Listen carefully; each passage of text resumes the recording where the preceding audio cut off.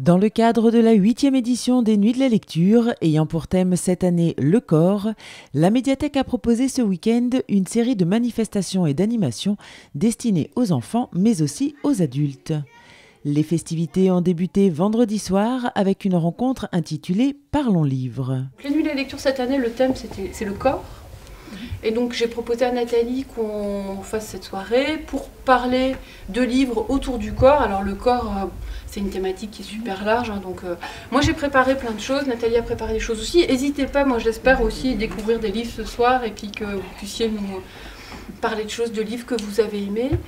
Animé par Marianne, bibliothécaire, et Nathalie de Ma Petite Librairie, ce rendez-vous a été l'occasion pour les personnes présentes d'évoquer leur coup de cœur littéraire. C'est une bande dessinée qui était très intéressante, Hungry Ghost, pour les ados. C'est une gamine qui explique son anorexie. Et j'ai trouvé vraiment que cette bande dessinée était intéressante parce qu'on voit toute sa vie au quotidien. Ici, on échange, on partage, on parle de ces coups de cœur, de ces livres qui nous ont marqués, que ce soit des polars, des BD, des livres historiques destinés aux enfants ou aux adultes. Un échange enrichissant qui a permis de découvrir d'autres genres littéraires. C'est assez incroyable de se dire qu'un déséquilibre du microbiote peut nous amener à des pathologies comme la dépression, peut nous amener à des états inflammatoires divers et variés. Et c'est quelque chose qu'on ne sait pas, mais qu'on peut facilement découvrir à travers ce bouquin qui est plutôt bien fait parce qu'il explique les choses de manière très simple, mais on va dire très complète. Le lendemain, la médiathèque proposait d'autres temps forts avec une journée d'activités et d'ateliers destinés aux petits et aux grands. Le public a donc pu participer à un atelier à la manière d'Hervé Tullet, découvrir la réalité virtuelle, trouver son bonheur littéraire avec la présence de Ma Petite Librairie, assister à un atelier d'art-thérapie avec Carole Pignati, ou encore créer des fleurs à la manière d'Hervé Tullet et écouter des histoires avec Nathalie Zolkos. Une souris verte qui courait dans l'herbe, je l'attrape par la queue, je la montre à ces messieurs me disent, trempez-la dans l'huile, trempez-la dans l'eau, ça fera un escargot tout chaud. Il y a eu également le yoga du rire avec Carole Pignati, mais aussi la réalisation d'une fresque géante et collective à la manière d'Hervé Tullet. Maintenant que tout le monde a changé de place, vous allez faire un point plus gros.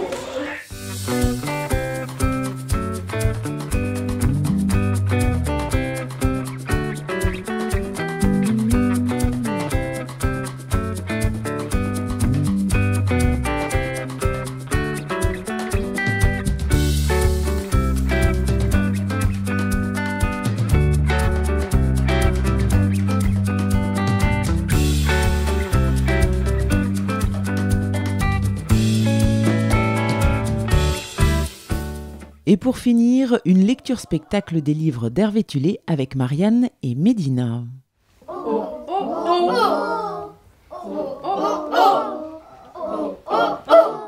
Super.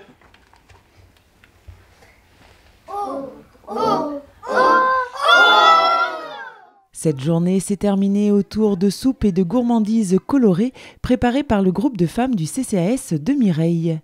Un événement convivial qui a plu au public, mais aussi aux organisateurs. C'était chouette et puis on a hâte de recommencer l'année prochaine. En attendant l'année prochaine, sachez que toutes les créations réalisées à la manière d'Hervé Tullet en amont et pendant la nuit de la lecture sont exposées à la médiathèque jusqu'au 24 février. Mais vous pouvez encore agrémenter cette exposition idéale avec vos dessins si vous le souhaitez. L'expo idéale, elle a commencé aujourd'hui, mais elle continue et elle est à la médiathèque exposée jusqu'au 24 février. Donc si jamais vous voulez nous apporter vos contributions, n'hésitez pas, on les affichera.